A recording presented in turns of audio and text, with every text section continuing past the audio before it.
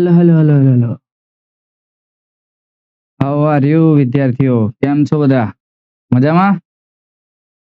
નમસ્કાર નમસ્કાર નમસ્કાર. ગુડ મોર્નિંગ બધાને મારા તરફ.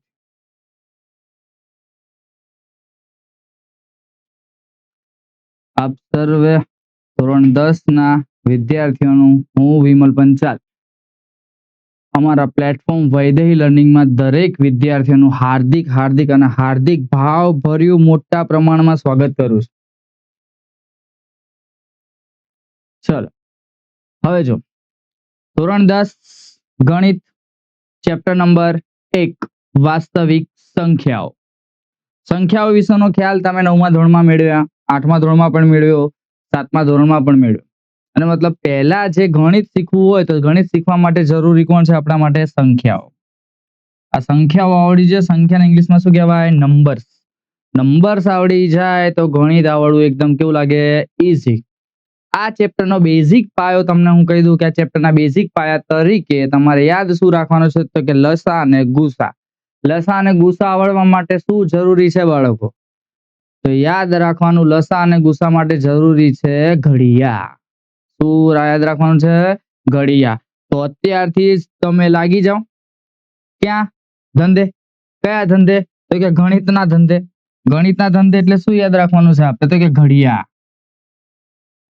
ઘડિયા યાદ રાખવાના છે. ઘડિયા ક્યાંથી ક્યાં સુધીના યાદ રાખવાના? તો યાદ રાખવાના 1 થી 30 સુધીના ઘડિયા આવડવા જોઈએ.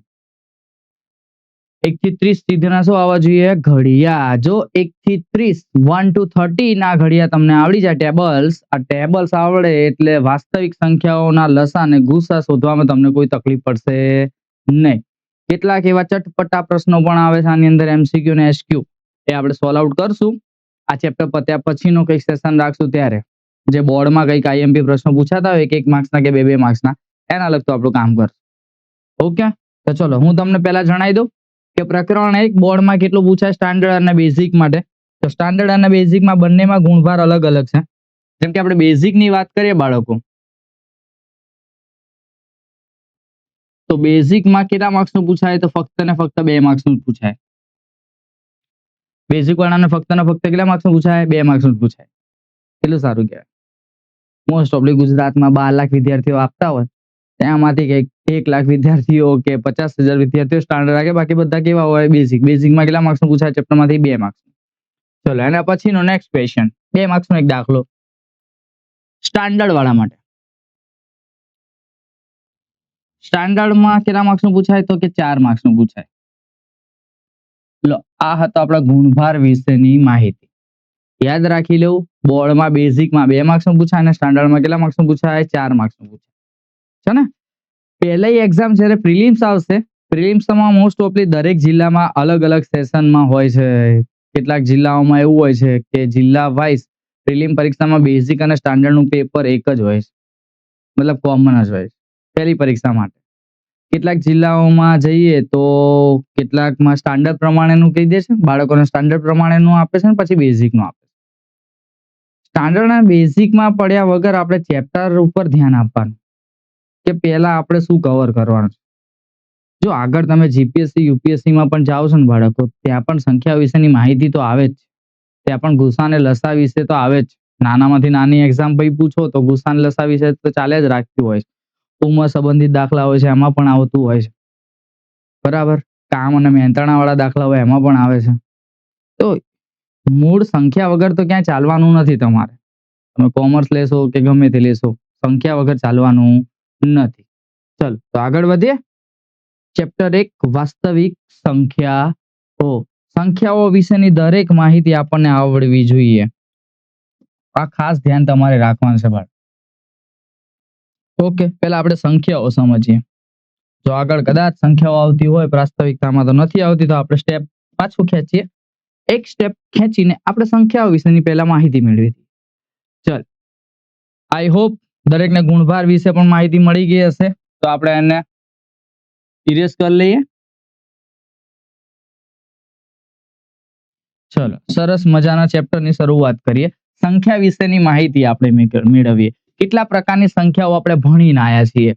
ચલો, પહેલો પ્રકાર તો પહેલો જે પ્રકાર આવશે આપણે સંખ્યા ભણ્યા હતા પ્રાકૃતિક સંખ્યા. કઈ સંખ્યા બાળકો? પ્રાકૃતિક સંખ્યા. પ્રાકૃતિક સંખ્યાઓ એટલે કઈ સંખ્યાઓ? તેમાં ખાસ યાદ રાખવાનું 1 2 3 ક્યાં સુધી લઈ જવાનું બાળકો? આને ઇન્ફિનિટિવ સુધી એટલે અનંત સુધીની સંખ્યાઓ આવે. 1 થી લઈને અનંત સુધીની બધી જ ધન સંખ્યાઓ. કેવી સંખ્યાઓ? ધન સંખ્યાઓ. ગણતરી કરવી એક રૂમમાં વિદ્યાર્થીઓ બેઠા છે તો આપણે શરૂઆત 0 થી નહીં કરતા, આપણે ક્યાંથી શરૂઆત કરીએ? 1 2 અને 3 થી. 1 થી શરૂઆત થતી હોય તો પ્રાકૃતિક સંખ્યાઓ એટલે કે ગણતરીની સંખ્યાઓ પણ એને કહેવાય. Natural numbers. ચલો સેકન્ડ નંબર. બીજું શું? તો કે સંખ્યાને પૂર્ણ કરવી પડે તો પૂર્ણ સંખ્યાઓ આવે બાળકો. શું આવે? પૂર્ણ સંખ્યાઓ. તો પૂર્ણ સંખ્યાઓ કઈ કઈ આવે? તો કે 0 થી શરૂઆત થાય. 0 1 2 3 થી લઈને ક્યાં સુધી જવાનું આપણે? અનંત સુધી. 0 ની શોધ પણ ભારતે જ કરી હતી. આલિયા ભટ્ટ નહીં, આર્યભટ્ટ આવે, મહર્ષિ આર્યભટ્ટ એમને કરી હતી. ચલો પૂર્ણ સંખ્યાઓ. ત્રીજા નંબરે તમે ભણશો પૂર્ણાંક સંખ્યાઓ. કઈ સંખ્યાઓ બાળકો? પૂર્ણાંક સંખ્યાઓ. પૂર્ણાંક સંખ્યાઓની શરૂઆત ક્યાંથી થાય? પૂર્ણ એટલે હોલ નંબર, પૂર્ણાંક એટલે ઇન્ટીજર્સ. પૂર્ણાંક એટલે શું કહેવાય? ઇન્ટીજર્સ કહેવાય. સમય સંખ્યાને ક્યુ વડે દર્શાવતા હતા આપણે. બધું યાદ રાખવાનું. અહીંયા જરૂરી નથી મોસ્ટ ઓફલી, પણ એવું તો ખબર પડે કે નાની નાની સંખ્યાઓ યાદ રહે તો સિમ્બોલ ને કઈ આપણે વધારે પડતું યાદ નહીં આપતા. મહત્વ એટલું બધું નથી આપતા, એટલે બહુ ચિંતા તમારે નહીં કરો. પ્રાકૃતિક સંખ્યાઓ, પૂર્ણ સંખ્યાઓ અને પૂર્ણાંક સંખ્યાઓ. 11 સાયન્સમાં તમે જશો ને ત્યાં સિમ્બોલ સ્વરૂપમાં આવશે, ચડતો ક્રમ ઉતરતો ક્રમ એમ. ચલો પૂર્ણાંક સંખ્યાઓ. પૂર્ણાંક સંખ્યાઓ એટલે કેવી? તો કે ઋણ, શૂન્ય અને શું આવી જાય? ધન. મતલબ તમારી આખી સંખ્યા રેખા. કઈ રેખા? સંખ્યા રેખા. સંખ્યા રેખામાં કેવી રીતના દર્શાવાય? તો યાદ રાખવાનું છગડીયો કૌંસ માઇનસ ઇન્ફિનિટી થી આપણે ખેંચવાનું છે. તો ખેંચતા ખેંચતા જઈએ તો અહીંયા શું આવે? -3 -2 -1 0 1 2 3 અને શું આવી જાય? Plus infinity. તો પ્લસ નો સાઇન કરવો હોય તો પ્લસ કરી દેવા. તો શું આવી શકે? ચલો થઈ ગયું. માઇનસ થી શરૂઆત કરીને માઇનસ પ્લસ, માઇનસ અને પ્લસ ત્યાં એન્ડિંગ આવી જાય. 0 પણ આવે છે આની અંદર. ઓકે, આનાથી મોટી સંખ્યા કઈ ભણ્યા હતા તમે? તો આનાથી મોટી સંખ્યા તમે ભણ્યા હતા સમમેય સંખ્યાઓ. કઈ સંખ્યા આવે? સમમેય સંખ્યા.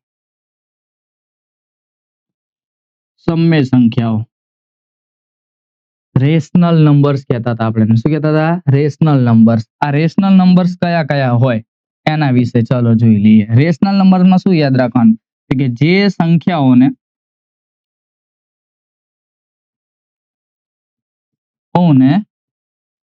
p/q સ્વરૂપમાં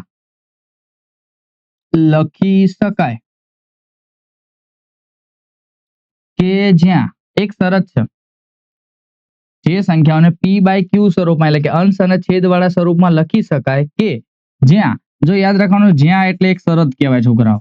જ્યાંનો મતલબ ગણિતમાં શું કહેવાય? શરત.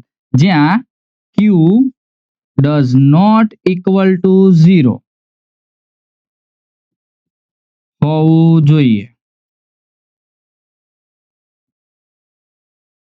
q does not equal to શું હોવું જોઈએ બાળકો? 0 હોવું જોઈએ. તો જ આવી સંખ્યાને શું કહીશું આપણે? તો ખાસ યાદ રાખવાનું છે તમારે કયું સ્વરૂપ આવે? સમમેય સંખ્યા. કઈ સંખ્યા આવે? સમમેય સંખ્યા. આના સિવાય તમે શું ભણ્યા હતા બાળકો? તો આના સિવાય ખાસ આપણે એક વસ્તુ બીજું ભણ્યા હતા,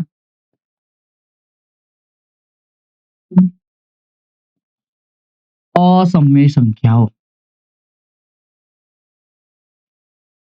અસમમેય સંખ્યાઓ. અસમમેય સંખ્યાઓ એટલે કેવી સંખ્યાઓ? તો આપણને બધાને ખ્યાલ છે ઇરેશનલ નંબર્સ આવે. ઇરેશનલ નંબર એટલે કે જેને p/q સ્વરૂપમાં ન લખી શકાય. સીધે સીધી વ્યાખ્યા, p/q સ્વરૂપમાં ન દર્શાવી શકાય.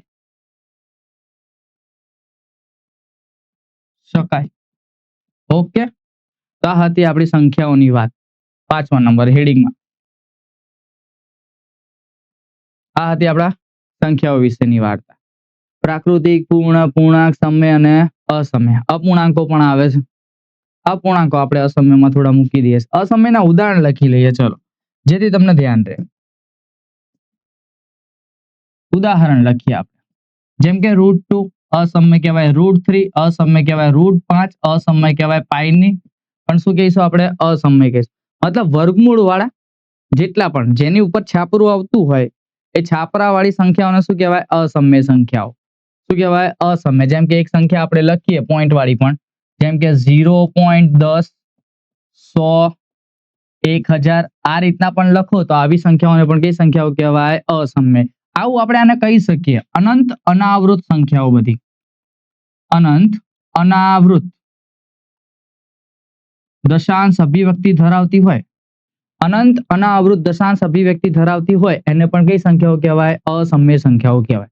ઓકે બાળકો, ચલો આગળ વધીએ. હવે વાત કરીએ આપણે વાસ્તવિક સંખ્યાની. વાસ્તવિક સંખ્યાને દોરવું હોય તો આપણે સરસ મજાનું હાર્ટમાં દોરીએ.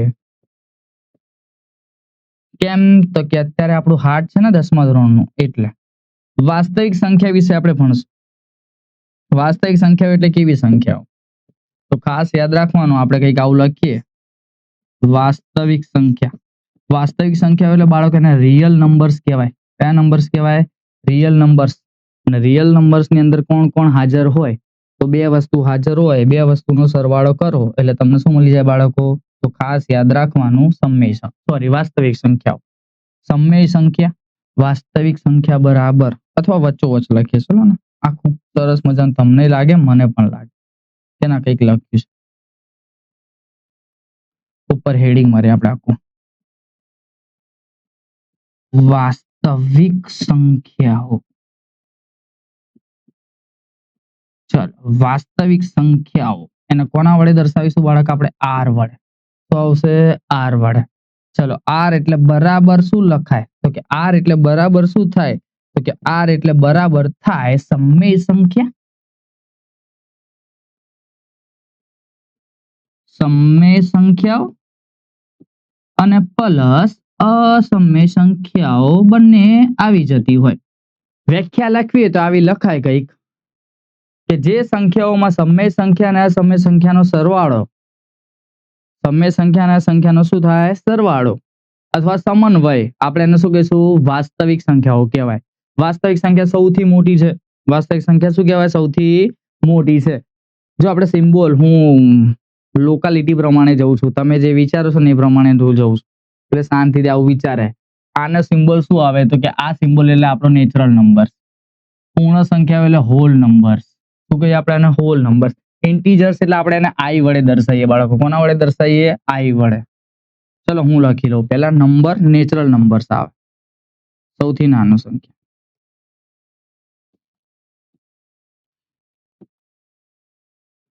સૌથી નાનો નેચરલ નંબર્સ. એના પછી કોણ આવશે? ડબલ્યુ. પેલું જવા વાળું ડબલ્યુ નહીં હો, ડબલ્યુ. તો આવશે ડબલ્યુ. ઇન્ટીજર્સ, પછી ક્યુ, અને પછી કોણ આવશે બાળકો? આર. ક્યુ એટલે આપણી સમય સંખ્યાનો સિમ્બોલ. क्यू એટલે समय संख्या सिंबल. હવે જો શાંતિથી, हर बाप का एक बाप होता है जिसे हम क्या कहते हैं? दादाजी. तो અહીંયા દાદા કોણ છે? તો સૌથી મોટી સંખ્યા છે આપણા જોડે આર. એનાથી નાનું કોણ? ક્યુ. એનાથી નાનું આઈ. એનાથી નાનો ડબલ્યુ. ડબલ્યુ થી નાનો એન. શું આવે? એન. જો આ રીતના કંઈક આપીએ આપણે મેથેમેટિક્સ ભાષામાં, ક્યુ થી મોટો આર છે એટલે પાંખિયા આર તરફ હોવા જોઈએ. લેસ ધેન ની નિશાની આવશે બધામાં. આ કયો ક્રમ લખ્યો મેં? તો અહીંયા ક્રમ યાદ રાખવાનો, પહેલા નાનું છે ને પછી મોટા તરફ જઈએ. તો નાનાથી મોટા તરફ જાવ એટલે કયો ક્રમ આવે? ચડતો ક્રમ. કયો ક્રમ આવે બાળકો? ચડતો ક્રમ. ઉતરતો ક્રમ લખીએ આપણે તો ઉતરતા ક્રમમાં પહેલા મોટી સંખ્યા આવે. શું આવે? મોટી. પછી શું આવે? ક્યુ. પછી કોણ આવે બાળકો? આઈ. આઈ પછી કોણ આવે? શાંતિથી આ બાજુ ડબલ્યુ. પછી કોણ આવી જાય? એન. ચલો બધાને સિમ્બોલ આપી દઈએ આપણે. હવે આર મોટો કહેવાય. આવી ગયો સિમ્બોલ. તો આ કયો ક્રમ કહેવાય તમારા માટે બાળકો? તો યાદ રાખવાનો, ચડતો હોય તો આ તો કયો છે? ઉતરતો ક્રમ. થઈ ગયું. આવા એસક્યુ પણ પૂછાય તો ખાસ ધ્યાન રાખીને કામ કરવું આપણે. શું પૂછાય? એસક્યુ પણ પૂછાય છે તો યાદ રાખી લેવું. લો થઈ ગયું. બસ સિમ્બોલ સાથેનું કામ તમારા પ્રમાણે મેં લખ્યા છે, તમને યાદ રહે ને એ પ્રમાણે મેં લખ્યા છે. ઇન્ટીજર્સ એટલે આઈ એટલે પૂર્ણાંક સંખ્યાઓ. નોન ઇન્ટીજર્સ એટલે અપૂર્ણાંક સંખ્યાઓ પણ ભણ્યા હતા ને.